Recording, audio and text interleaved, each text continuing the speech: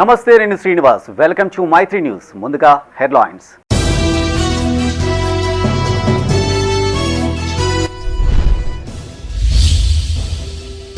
గ్రామాల అభివృద్ధిపై ప్రత్యేక దృష్టి. పలు కార్యక్రమాల్లో పాల్గొన్న ఎమ్మెల్యే.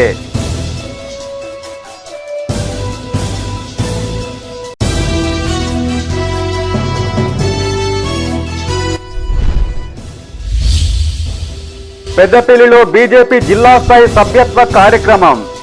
కార్యకర్తలకు నేతల దిశానిర్దేశం.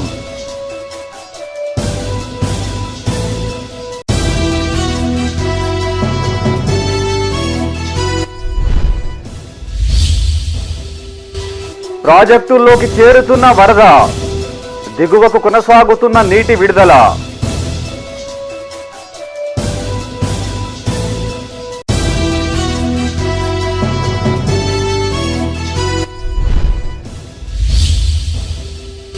వైభవంగా కృష్ణాష్టమి వేడుకలు. గోపిక చిన్న కృష్ణుడి వేషధారణలో అలరించిన చిన్నారులు.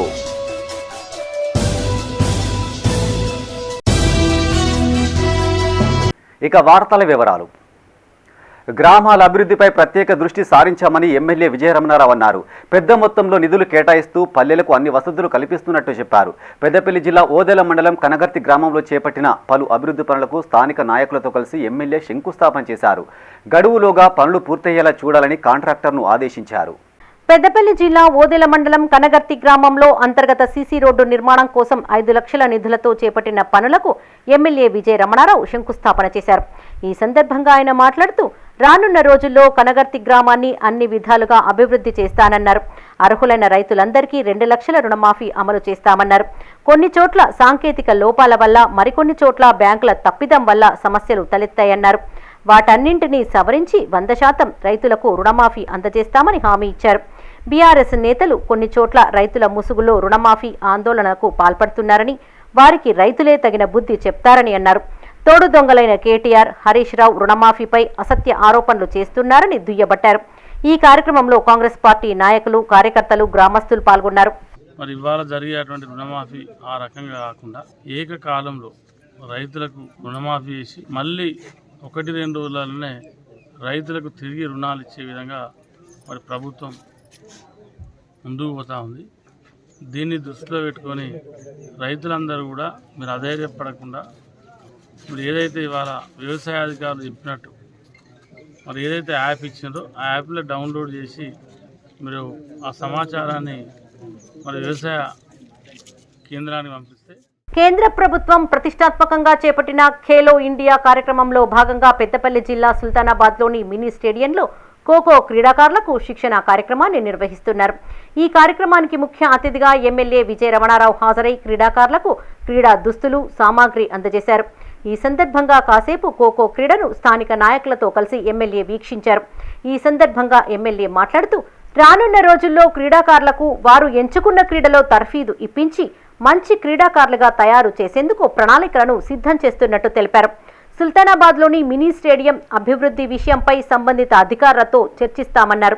ఈ కార్యక్రమంలో మున్సిపల్ చైర్పర్సన్ గాజుల లక్ష్మీ రాజమల్లు, స్పోర్ట్స్ క్లబ్ అధ్యక్షులు, స్థానిక నాయకులు, వ్యాయామ ఉపాధ్యాయులు, క్రీడాకారులు పాల్గొన్నారు. మళ్ళీ తర్వాత కూడా క్రీడాకారులను ప్రోత్సహించడం కోసం ఎన్నోసార్లు పెద్ద పెద్ద టోర్నమెంట్లు కూడా ఇక్కడ నిర్వహించడం జరిగింది సుల్తానాబాద్. అయితే మరి మనందరికి కూడా ఏంటంటే చాలా సంవత్సరాలు అయితే ఉంది.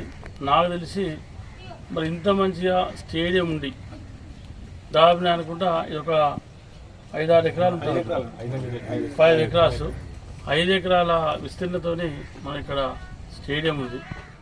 పెద్దపల్లి పట్టణ సుందరీకరణ పనులతో పాటు అంతర్గత రహదారులను 3 నెలల్లో పూర్తి చేస్తామని ఎమ్మెల్యే విజయ రమణారావు అన్నారు.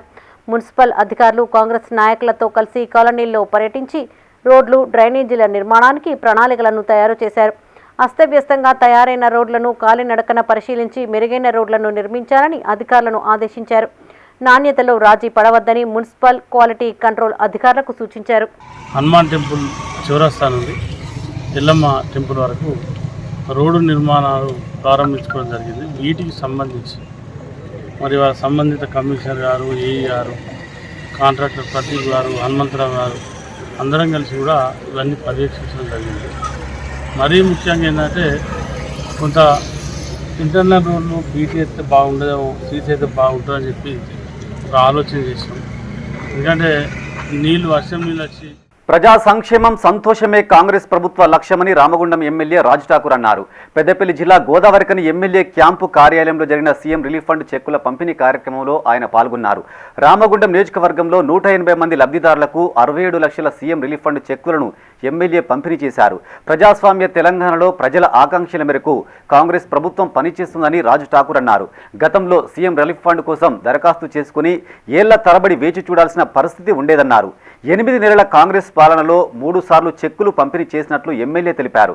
రామగుండం నియోజకవర్గానికి రాష్ట్రంలోనే నెంబర్ 1గా మారుస్తానని ఎమ్మెల్యే హామీ ఇచ్చారు. మరి ప్రభుత్వం చేసే సంక్షేమ కార్యక్రమాలన్నీ కూడా మీ ద్వారా మరి 10 మందికి తెలియజేసి ఇవాళ మన ప్రభుత్వం వచ్చింది, మంచి ప్రభుత్వం వచ్చింది, ఈ ప్రాంతంలో పూర్వవైభవం తీసుకురావడానికి చదువుకున్న వాళ్ళకు ఉద్యోగ కల్పన కల్పించే విషయంలో మరి అలా స్కిల్ డెవలప్మెంట్ సెంటర్తో పాటు రామగుండంలో ఇంకా కొత్త ఇండస్ట్రీ తీసుకొచ్చే ఆలోచన చేస్తుంది. త్వరలో దాని కార్యాచరణ జరుగుతుందనే ఒక నమ్మకాన్ని మరి ప్రజలందరికీ కూడా మీ ద్వారా తెలియాల్సిన అవసరం ఉందనే విషయాన్ని మీకు తెలియజేసుకుంటూ మీ యొక్క సంక్షేమం, మీ యొక్క ఆరోగ్యం, మీ యొక్క సంతోషాన్ని చూడమే ఈ ప్రభుత్వ లక్ష్యం. మన పిల్లల భవిష్యత్తు, చదువుకున్న వారికి ఉద్యోగ కల్పన కల్పించడమే ఈ ప్రభుత్వ ఆలోచన. కాబట్టి మేము చేస్తున్న ప్రతి ఒక్క కార్యక్రమంలో ఏ రకంగా అయితే నన్ను ఆశీర్వదించారు. రాబోయే ఎన్నికల్లో తెలంగాణలో బీజేపీ అధికారంలోకి వచ్చేందుకు ప్రతి కార్యకర్త సైనికుడిలా పనిచేయాలని సిర్పూర్ బీజేపీ ఎమ్మెల్యే పాల్వాయి హరీష్ బాబు కోరారు. పెద్దపల్లి జిల్లా కేంద్రంలో జిల్లా స్థాయి బీజేపీ సభ్యత్వ కార్యక్రమానికి ముఖ్య అతిథిగా హాజరైన ఆయన పార్టీ పటిష్టతకు చేపట్టాల్సిన చర్యలపై కార్యకర్తలకు దిశానిర్దేశం చేశారు. ఈ సందర్భంగా హరీష్ బాబు మాట్లాడుతూ కార్యకర్తలను చైతన్యపరుస్తూ పార్టీ పటిష్టతకు నిరంతరం పాటుపడతామన్నారు. కాంగ్రెస్ పార్టీ ఎన్నికల్లో ఇచ్చిన రైతు రుణమాఫీని హామీని నిలబెట్టుకోవడంలో విఫలమైందన్నారు. రైతులను కూడగట్టి పూర్తిస్థాయి రుణమాఫీ కోసం పోరాటం చేస్తామని స్పష్టం చేశారు. ఈ కార్యక్రమంలో నాయకులు పర్వతాలు, కందుల సంధ్యారాణి, దాడి సంతోష్, కావేటి రాజగోపాల్ పాల్గొన్నారు. సెప్టెంబర్లో సాధారణ సభ్యత్వం, అక్టోబర్లో క్రియాశీలక సభ్యత్వం, నవంబర్ 10 నాటికి మొత్తం సభ్యత్వ నమోదు ప్రక్రియ పూర్తి చేయాలనేది మా లక్ష్యం. దేశవ్యాప్తంగా 75 లక్షల మంది సభ్యులను భారతీయ జనతా పార్టీతో జోడించాలనేది మా అంచనా. కాబట్టి తప్పకుండా దీనికి నాయకులు, కార్యకర్తలు పెద్ద ఎత్తున సహకరించాలి. అట్లనే రాబోయే రోజుల్లో భారతీయ జనతా పార్టీని బలోపేతం చేసి అధికారం వైపు నడిపించడానికి శక్తివంతులు లేకుండా కృషి చేస్తాం. 8 మంది శాసనసభ్యులం, 8 మంది పార్లమెంట్ సభ్యులం ఇవాళ రాష్ట్ర వ్యాప్తంగా పర్యటనలు చేస్తున్నాం. కార్యకర్తలని కార్యోన్ముఖులు చేసే కార్యక్రమం చేస్తున్నాం. మహిళల్ని, దళితుల్ని, గిరిజనుల్ని, అణగారిన వర్గాల వారిని అందరినీ కాళేశ్వరం ప్రాజెక్టు 1వ లింకు ద్వారా గోదావరి జలాల తరలింపు ప్రక్రియ కొనసాగుతుంది. ఎగువనున్న కడెం ప్రాజెక్టులోకి వరద ప్రవాహం కొనసాగుతుండటంతో గత రాత్రి వరకు ప్రాజెక్టు 9వ గేటు తెరిచి దిగువకు 4750 క్యూసెక్కుల నీటిని దిగువకు విడుదల చేశారు. ఇదిలా ఉంటే రాజరాజేశ్వర జలాశయం నుంచి ఎల్ఎండికి నీరు విడుదల చేస్తున్నట్టు అధికారులు ప్రకటించారు. పెద్దపల్లి జిల్లా అంతర్గాం మండలం ఎల్లంపల్లి ప్రాజెక్టులోకి వరద ప్రవాహం కొనసాగుతోంది. ఎల్లంపల్లి ప్రాజెక్టు పూర్తి స్థాయి నీటి మట్టం 20.175 టీఎంసీలు కాగా ప్రస్తుతం 17.508 టీఎంసీలకు చేరింది. ప్రాజెక్టులోకి కడెంతో పాటు ఇతర మార్గాల ద్వారా 27,176 క్యూసెక్ల వరద నీరు వచ్చి చేరుతోంది. దీంతో కాళేశ్వరం ప్రాజెక్టు 1వ లింకులోని 2 సొరంగ మార్గాల ద్వారా 12.600 క్యూసెక్ల నీటిని నంది రిజర్వాయర్కు తరలిస్తున్నారు. పెద్దపల్లి జిల్లా ధర్మారం మండలం నంది మేడారం నంది పంప్ హౌస్లోని 4 మోటార్ల సహాయంతో ఈ నీటిని నంది రిజర్వాయర్లోకి ఎత్తిపోస్తున్నారు. అక్కడి నుండి మరో 2 సొరంగ మార్గాల ద్వారా కరీంనగర్ జిల్లా రామడుగు మండలం లక్ష్మీపూర్లోని గాయత్రి పంప్ హౌస్కు, అక్కడి నుండి మిడ్ మానేరు జలాశయానికి గోదావరి జలాలను తరలిస్తున్నారు. ఈ నీటి తరలింపు ప్రక్రియకు రేపటితో నెల రోజులు పూర్తి కానుంది. తదుపరి ఆదేశాలు వచ్చేంత వరకు తరలింపు ప్రక్రియ కొనసాగుతుందని ఎగ్జిక్యూటివ్ ఇంజనీర్ శ్రీధర్ తెలిపారు.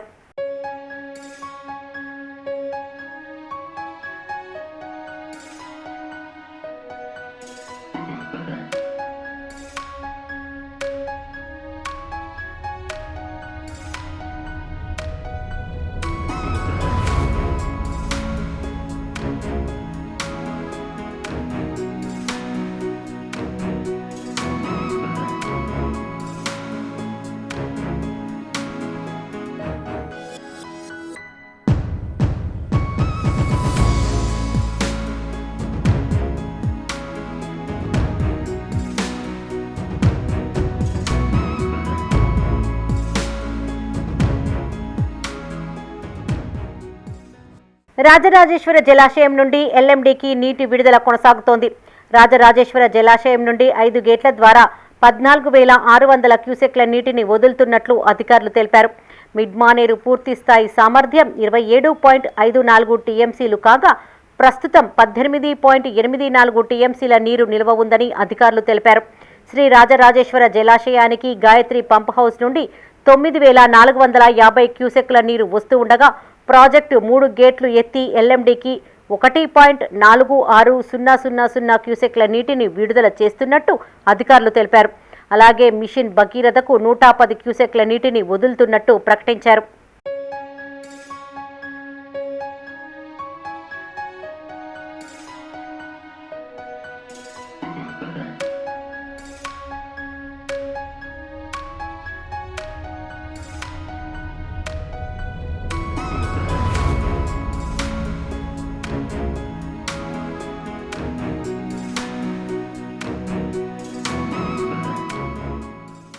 కృష్ణాష్టమిని పురస్కరించుకొని ఉమ్మడి కరీంనగర్ జిల్లా వ్యాప్తంగా ఉన్న ఆలయాలు భక్తులతో కిటకిటలాడాయి. తెల్లవారుజాము నుంచే భక్తులు సమీపంలోని ఆలయాలకు చేరుకుని రాధాకృష్ణుడిని దర్శించుకొని ప్రత్యేక పూజలు చేశారు. అంతకుముందు వేద పండితులు స్వామివారికి అర్చనలు, అభిషేకాలు జరిపించారు. ఈ వేడుకల్లో పెద్ద ఎత్తున భక్తులు పాల్గొని భజనలు, నిత్యాలతో మురళీధరుడిని కొలిచారు. పెద్దపల్లి జిల్లా మంతినిలోని శ్రీ గోపీజన వల్లభ దేవాలయంలో శ్రీ కృష్ణాష్టమి వేడుకలను అంగరంగ వైభవంగా నిర్వహించారు. దేవాలయాన్ని వివిధ రకాల పువ్వులతో సర్వాంగ సుందరంగా అలంకరించారు. ఉదయం రాధాకృష్ణ మూల విరాట్టుకు పంచామృతాలు, పండ్ల రసాలు, గోదావరి జలాలతో అభిషేకం చేశారు. అనంతరం స్వర్ణ రజత ఆభరణాలు, వివిధ రకాల పుష్పాలతో సర్వాంగ సుందరంగా అలంకరించారు. ప్రత్యేక నైవేద్యాలను తయారు చేసి స్వామివారికి నివేదించారు. అశేష సంఖ్యలో తరలివచ్చిన భక్తులు స్వామివారిని దర్శించుకున్నారు.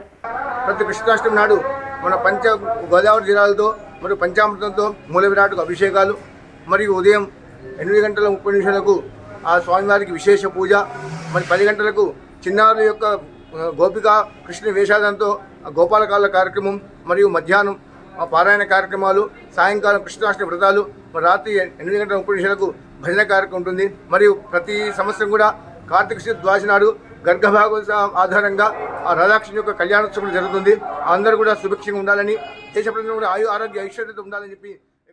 కరీంనగర్ జిల్లా జమ్మికుంటలోని అయ్యప్ప స్వామి ఆలయంలో కృష్ణాష్టమి వేడుకలు నిర్వహించారు. ఈ సందర్భంగా స్వామివారికి నిత్య పూజ, సుప్రభాత సేవ, మహాన్యాసపూర్వక ఆరాధన, వసంతోత్సవం తదితర పూజా కార్యక్రమాలు చేపట్టారు. అనంతరం ముట్టికొట్టే కార్యక్రమాన్ని నిర్వహించారు. ఈ సందర్భంగా కోలాటాలు, భజనలతో భక్తులు సందడి చేశారు. అయ్యప్పకి ఏ విధంగానైతే ప్రతి ఏటా ఉత్సవాలు నిర్వహిస్తారు, శ్రీకృష్ణుని జన్మాష్టమి సందర్భంగా శ్రీకృష్ణుడు ఇక్కడ ఉట్టికొట్టే కార్యక్రమం అయితేనే, పిల్లలతోని వారితోనే కోలాటాలు, యుద్ధాలు చేయడం అయితేనే, స్వామివారికి అభిషేకాలు, వివిధ రకాల ప్రసాదాల సమర్పించడం జరుగుతుంది. అదేవిధంగా భక్తులు గత 10 సంవత్సరాల నుంచి చాలా ఘనంగా నిర్వహించుకుంటున్నారు. అదేవిధంగా మిగతా పూజలు కూడా ఆయా దేవతలకు సంబంధించినటువంటి ప్రతి పూజలు కూడా ఒక క్రమబద్ధంగా ఈ దేవాలయం జరుగుతుంది. భక్తులు విశేషంగా ఆదరిస్తున్నారు. భక్తులు కూడా ఒక అయ్యప్ప దేవాలయం సందర్శించినట్టయితే వారి ఇష్టదైవానితో, ఈ అయ్యప్పతో పాటు వారి ఇష్టదైవాన్ని కూడా సందర్శించి దేవుని ఆశీస్సులు పొందే అవకాశం ఉంటుంది. కాబట్టి గురుజనులు అయ్యప్ప దేవాలయం సందర్శించాలని. రాజన్న సిరిసిల్ల జిల్లా వీర్నపల్లి మండల కేంద్రంలోని కళ్యాణ సీతారామచంద్ర స్వామి ఆలయంలో శ్రీ కృష్ణాష్టమి వేడుకలు జరిగాయి.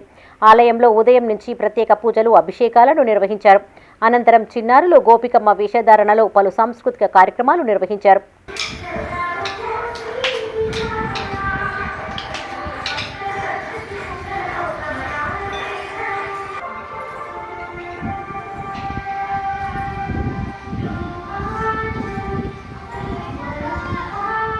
రాజన్న సిరిసిల్ల జిల్లా వేములవాడ శ్రీ రాజరాజేశ్వర స్వామి దేవస్థానంలో భక్తుల రద్దీ నెలకొంది.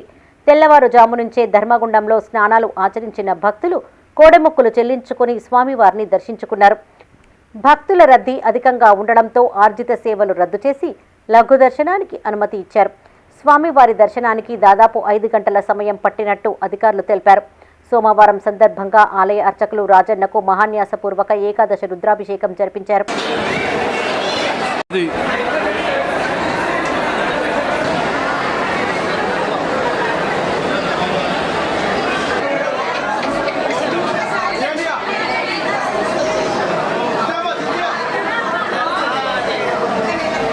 కృష్ణాష్టమి సందర్భంగా లక్ష్మీ అనంత పద్మనాభ స్వామి వారికి అభిషేకం చేశారు. సాయంత్రం భీమేశ్వర ఆలయంలో మహాలింగార్చన, రాజన్న ఆలయంలోని అద్దాల మండపంలో ఉట్లు కొట్టే కార్యక్రమం నిర్వహించారు.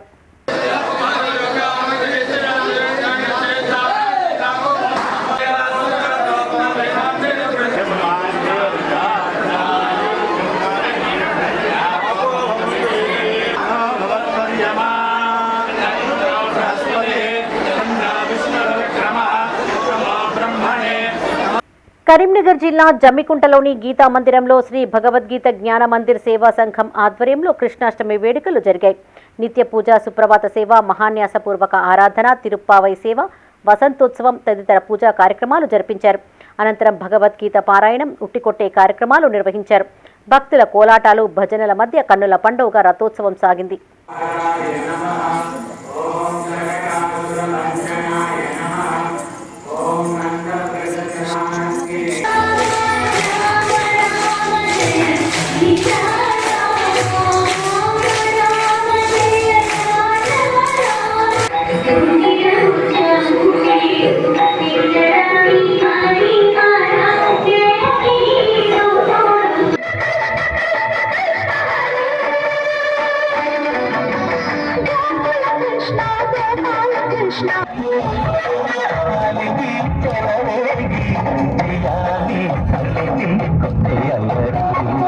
రాజన్న సిరిసిల్ల జిల్లా వేమ్లవాడలోని సరస్వతి శిశు మందిర్ పాఠశాలలో శ్రీ కృష్ణాష్టమి వేడుకలు ఘనంగా నిర్వహించారు. ఈ వేడుకలకు ముఖ్య అతిథులుగా చైర్మన్ డాక్టర్ మనోహర్ హాజరయ్యారు. రాధాకృష్ణుల వేషధారణలో చిన్నారులు అలరించారు. శ్రీకృష్ణ జననం, శ్రీకృష్ణ లీలలు నాటకాన్ని ప్రదర్శించారు. అనంతరం ఉత్సాహంగా ఉట్టికొట్టే కార్యక్రమాన్ని నిర్వహించారు. In our school, we are celebrating Krishnashtami festival. On the occasion of this festival, boys are dressed up on Krishnas and girls are dressed up Gopikas. Not only this festival, all festivals are celebrated in our school. Thank you for giving. Srikrishna Janmashtami శుభాకాంక్షలు. మేము ప్రతి సంవత్సరం సరస్వతి శిశు మందిర్లు అధ్యాపకులు కానీ ప్రధానాచార్యులు పిల్లలందరూ కూడా చాలా ఉత్సాహంగా జన్మాష్టమి వేడుకలు జరుపుకుంటారు. ఇది ఒక పండుగ, ఇదొక్కటే కాకుండా ప్రతి పండుగ కూడా చాలా విశిష్టంగా సంస్కృతి సంప్రదాయం జరుపుకుంటారు. ఇవాళ కూడా కృష్ణాష్టమి సందర్భంగా మేము ముందుకు రావడం జరిగింది. ప్రతి తల్లి కూడా ఏంటంటే తన పిల్లల బాల్యమంతా కృష్ణులాగానే జరిగిపోవాలని చెప్పేసి అనుకుంటుంది. శ్రీకృష్ణుడు జన్మించిన చెరసాలైనా కూడా పుట్టిన వెంటనే ఒక వెదురు బుట్టలో నదిని దాటి యశోద దగ్గరికి తీసుకుపోవడము అంతవరకు కూడా అన్ని కష్టాలే. అక్కడ పోయిన తర్వాత గొల్ల ఫ్యామిలీ లోపల గొల్ల పిల్లలతో చాలా మంచి వెంటనే పూతనతో జరిగిన. పెద్దపల్లి జిల్లా కేంద్రంలోని గాయత్రి విద్యానికేతన్లో శ్రీకృష్ణ జన్మాష్టమి వేడుకలు వైభవంగా జరిగాయి. ఈ సందర్భంగా పాఠశాల విద్యార్థులు చిన్ని కృష్ణుడు గోపికల వేషధారణలో అందంగా ముస్తాబై వచ్చి అందరినీ అలరించారు. అనంతరం శ్రీకృష్ణుని భక్తి గీతాలపైన పలువురు చిన్నారులు చేసిన నృత్యాలు ఆకట్టుకున్నాయి. ఈ పండగ విశిష్టతను గురించి పలువురు విద్యార్థులు ఉపన్యాసమిచ్చారు. ఈ వేడుకల్లో కరెస్పాండెంట్ అల్లంకి రజని శ్రీనివాస్ దంపతులతో పాటు ప్రిన్సిపల్ విజయ్, ఉపాధ్యాయ బృందం, విద్యార్థులు పాల్గొన్నారు. లోకంలో ప్రతి ఒక్కరికి దారి చూపాడు. అయితే భాగవతం ప్రకారం కంసుడి చెల్లెలు దేవకికి వసుదేవునితో వివాహం జరుగుతుంది. దేవకికి అష్టమ గర్భంగా జన్మించే పుత్రుని ద్వారా అతనికి మరణం సంభవిస్తుందని తెలిసి వారిని చెరసాలలో బంధిస్తాడు. అష్టమ గర్భంగా జన్మించిన కృష్ణుడు వసుదేవుని ద్వారా శ్రీకృష్ణుడు బోధించిన భగవద్గీత మనందరికీ ఎంతో మార్గదర్శకమైనది. మన ఎన్నో సమస్యలకు మన అనునిత్యం మనం అనుసరించదగినదైన భగవద్గీత బోధించిన మహానుభావుడు శ్రీకృష్ణుడు. ధర్మానికి నిలువెత్తు రూపం శ్రీరాముడు అయితే అద్భుతానికి నిలువెత్తు రూపం శ్రీకృష్ణుడు. అన్నీ తెలిసి కూడా స్థిర చిత్తంతో ఎలా మెదలుకోవాలో, ఎలా జీవించాలో మనకు బోధించాడు. కృష్ణతత్వం చాలా అద్భుతమైనది. ఈ కృష్ణతత్వం వల్లనే చాలా మంది విదేశీయులు కూడా మన భారతీయ సంస్కృతిని అలవర్చుకుంటున్నారు. ఇస్కాన్ సంస్థ ద్వారా కూడా మన కృష్ణతత్వాన్ని వ్యాపిస్తున్నారు. అందరూ కూడా మన ధర్మం వైపు ఆకర్షితులవుతున్నారు. అందరికీ కూడా కృష్ణాష్టమి జన్మదిన శుభాకాంక్షలు. కరీంనగర్ జిల్లా జమ్మికుంటలోని శ్రీ సరస్వతి శిశు మందిర్ ఇంగ్లీష్ మీడియం పాఠశాల ఆధ్వర్యంలో శ్రీ కృష్ణాష్టమి వేడుకలను ఘనంగా నిర్వహించారు. ఈ సందర్భంగా పురవీధులలో ప్రదర్శన నిర్వహించారు. శ్రీకృష్ణుడు గోపిక వేషధారణలతో పిల్లలు సందడి చేశారు. సాంస్కృతిక కార్యక్రమాలు, ఆటపాటలతో అలరించారు. అనంతరం ముట్టికొట్టే కార్యక్రమాన్ని నిర్వహించారు. ఈ సందర్భంగా అధ్యాపకులు పండగ విశిష్టతను విద్యార్థులకు వివరించారు.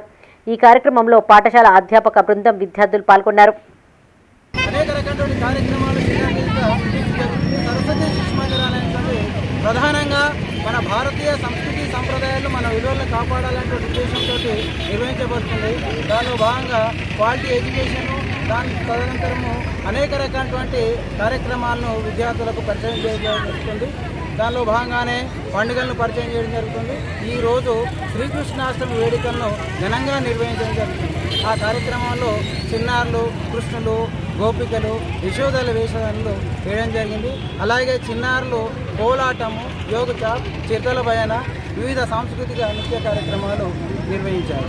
దీనందరూ కూడా గ్రామంలో పెద్దలు తిలకించి వారిని ఆశీర్వదించారు. పాఠశాల తరఫున ధన్యవాదాలు. రాజన్న సిరిసిల్ల జిల్లా రుద్రంగిలోని కేరళ గ్లోబల్ హై స్కూల్లో కృష్ణాష్టమి వేడుకలు నిర్వహించారు. ఈ సందర్భంగా స్కూల్ నుండి ఇందిరా చౌక్ వరకు శ్రీకృష్ణుడి శోభాయాత్ర నిర్వహించారు. ఇందిరా చౌక్ ఆవరణలో చిన్నారులు ప్రదర్శించిన సాంస్కృతిక కార్యక్రమాలు ప్రజలను ఎంతగానో ఆకట్టుకున్నాయి. ఈ కార్యక్రమంలో కరస్పాండెంట్ బాబు నంబియార్, ప్రిన్సిపల్ లతిక, పాఠశాల ఇన్ఛార్జ్ నరిగే విజయ్, ఉపాధ్యాయులు తల్లిదండ్రులు పాల్గొన్నారు.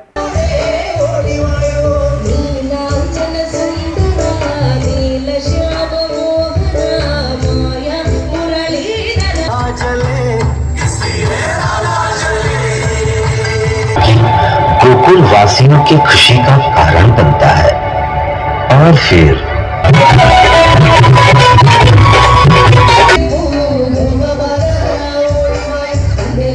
రాజన్న సిరిసిల్ల జిల్లా వేములవాడలోని ఉజ్వల హై స్కూల్లో శ్రీకృష్ణాష్టమి వేడుకలను ఘనంగా నిర్వహించారు. చిన్నారులు కృష్ణుడు, గోపికల వేషధారణలో కనువిందు చేశారు. అనంతరం విద్యార్థులు ఉట్టికొట్టే కార్యక్రమాన్ని ఎంతో ఉత్సాహంగా నిర్వహించారు. ఈ కార్యక్రమంలో ఉపాధ్యాయులు విద్యార్థులు పాల్గొన్నారు.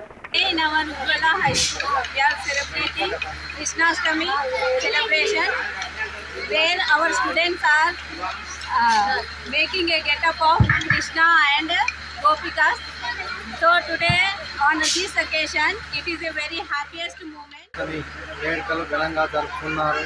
ఇందులో మా చిన్నారి విద్యార్థులు ఉత్సాహంగా పాల్గొని ఈ యొక్క పండుగను విజయవంతం చేసినందుకు మా యొక్క పాఠశాల తరఫున అందరికీ కృతజ్ఞతలు తెలుపుకుంటున్నాను.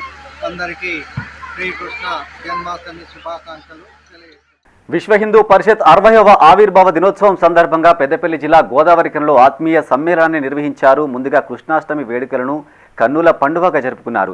హిందూ సమాజాన్ని జాగృతపరిచేందుకు విహెచ్పి శాఖలు నిర్విరామంగా కృషి చేశాయని విశ్వ హిందూ పరిషత్ ప్రాంత కార్యదర్శి లక్ష్మీనారాయణ తెలిపారు. దేశం కోసం, ధర్మం కోసం విశ్వ హిందూ పరిషత్ చేస్తున్న సేవలు అమోఘమని ఆయన కొనియాడారు. గోరక్ష హిందూ ధర్మ వ్యాప్తి కోసం హిందువులు ఏకం కావాలని విభాగ్ ప్రముఖ అయోధ్య రవీందర్ పిలుపునిచ్చారు. గోపిక, గోపబాలుని వేషధారణలో చిన్నారుల ఆటపాటలు ఆకట్టుకున్నాయి. శక్తి మొత్తం కూడా దాని కొరకు పట్టింది. అయితే ఇప్పుడు అనుకుంటున్నది ఏమంటే 60 సంవత్సరాల సందర్భంగా ప్రముఖంగా విశ్వ హిందూ పరిషత్తు తన సంస్థాగత బలాన్ని పెంచుకోవాలి.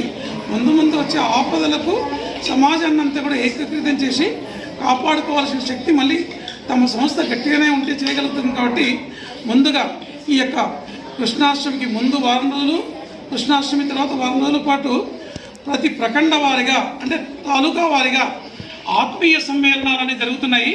ఆత్మీయ సమ్మేళనాల్లో ప్రస్తుతం విశ్వ హిందూ పరిషత్ కార్యకర్తలు, ఇంతకుముందుకు విశ్వ హిందూ పరిషత్కు పనిచేసిన కార్యకర్తలు, దానికి శ్రేయోభిలాషులు, అదేవిధంగా దీనికి మద్దతు ఇచ్చిన వాళ్ళు, విశ్వ హిందూ పరిషత్ నేతృత్వం వహించిన యొక్క సంస్థ. రాజన్న సిరిసిల్ల జిల్లా వీర్నపల్లి మండలంలో పోడు పట్టాల పంపిణీ అడవికి గండంగా మారింది. భూమిపై అత్యాశతో కొందరు యథేచ్ఛగా అడవులను నరికివేస్తున్నారు. మండలంలోని కంచర్ల శివారులోని అడవిని గుర్తుతెరని వ్యక్తులు ధ్వంసం చేశారు. అధికారుల కళ్ళుగప్పి భూమిని చదువు చేసే ప్రయత్నం చేసినట్టు స్థానికులు భావిస్తున్నారు. ఉన్నతాధికారులు విచారణ చేపట్టి బాధ్యులపై తగిన చర్యలు తీసుకోవాలని గ్రామస్తులు కోరుతున్నారు.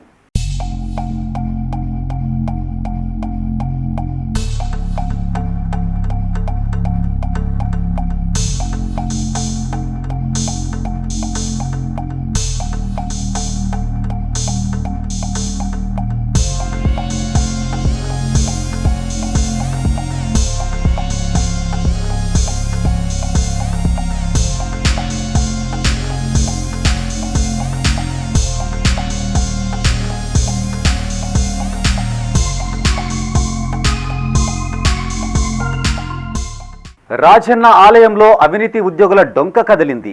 విజిలెన్స్ ఏసీబీ తనిఖీల నేపథ్యంలో ఓ కాంట్రాక్ట్ ఉద్యోగిని సస్పెండ్ చేయడంతో పాటు మరో ఉద్యోగిని సంబంధిత ఏజెన్సీకి సరెండర్ చేస్తూ ఈవో వినోద్ రెడ్డి ఉత్తర్వులు జారీ చేశారు. కాగా ఇటీవల ఆలయంపై ఏసీబీ అధికారులు దాడి చేసి పలు విభాగాల్లో జరిగిన అవినీతికి సంబంధించిన వివరాలు సేకరించిన విషయం తెలిసిందే. ఆ వివరాలు సామాజిక మాధ్యమం ఎక్స్ ద్వారా ప్రకటించడంతో ఆలయ అధికారులు ఆ మేరకు విచారణ చేపట్టి బాధ్యులపై వేటు వేసేందుకు రంగం సిద్ధం చేశారు. వేములవాడ రాజన్న ఆలయంలో అవినీతి ఉద్యోగుల బండారం బయటపడింది. విజిలెన్స్ ఆరోపణల నేపథ్యంలో ఓ కాంట్రాక్టు ఉద్యోగిని సస్పెండ్ చేసి మరో ఉద్యోగిని సంబంధిత ఏజెన్సీకి సరెండర్ చేస్తూ ఈవో వినోద్ రెడ్డి ఆదివారం ఉత్తర్వులను జారీ చేశారు. అలాగే జూనియర్ అసిస్టెంట్ వేతనంలో కోతకు ఆదేశాలు చేశారు. 2021 అక్టోబర్లో జరిగిన విజిలెన్స్ తనిఖీలో ఈ అవినీతి బాగోతం బయటపడింది. ఈ క్రమంలో ఈ ఏడాది ఏప్రిల్లో 3 ఏఈఓలు, 4 పర్యవేక్షకులు, 1 సీనియర్ అసిస్టెంట్, 2 జూనియర్ అసిస్టెంట్లతో పాటు 2 అవుట్సోర్సింగ్ ఉద్యోగులతో కలిపి మొత్తం 12 మందిపైన చర్యలకు ఉపక్రమించారు.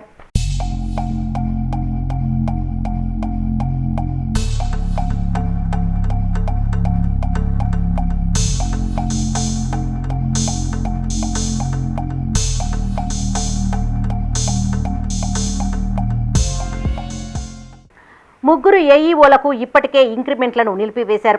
అలాగే లడ్డు ప్రసాదాల విభాగం పర్యవేక్షకుడికి 1,88,000, అదే విభాగంలో పనిచేసిన జూనియర్ అసిస్టెంట్కు 80,000, గోదాములో సరుకుల వ్యత్యాసానికి సంబంధించిన పర్యవేక్షకుడికి 21,000 చెల్లించాలని గత ఏప్రిల్లో అప్పటి ఈవో కృష్ణప్రసాద్ ఆదేశించారు. అయితే లడ్డు ప్రసాదాల విభాగం, గోదాం పర్యవేక్షకులు సదరు నగదును స్వామివారి ఖజానాకు చెల్లించగా జూనియర్ అసిస్టెంట్ మాత్రం చెల్లించలేదని సమాచారం.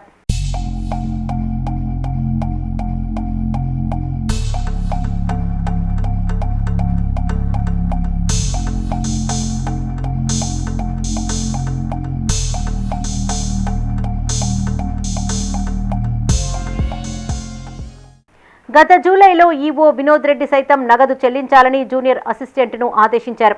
ఇటీవల బదిలీలలో భాగంగా సదరు ఉద్యోగి యాదగిరిగుట్టకు బదిలీ కాగా తక్షణమే నగదు చెల్లించకుంటే యాదగిరిగుట్ట పరిపాలనా కార్యాలయం ద్వారా వేతనాన్ని రాజన్న ఆలయ ఖజానాకు చెల్లించేలా ఈవో ఉత్తర్వులను జారీ చేశారు. దీంతో సదరు ఉద్యోగి 2-3 రోజుల్లో నగదు చెల్లిస్తానని అధికారులను వేడుకున్నట్లు తెలిసింది. అవినీతి ఆరోపణలు ఉన్నా అధికారులు చర్యలు తీసుకోవడం లేదని పట్టణానికి చెందిన ఒకరు ఇటీవల లోకాయుక్తను ఆశ్రయించిన నేపథ్యంలో కాంట్రాక్టు ఉద్యోగులపై వేటు పడినట్టు తెలుస్తోంది. అయితే కేవలం తనిఖీలు జరిగినప్పుడే కాకుండా ఎల్లప్పుడూ ఉద్యోగులను పర్యవేక్షించాలని, దీంతో అవినీతికి అడ్డుకట్ట పడుతుందనే అభిప్రాయాలు వ్యక్తమవుతున్నాయి.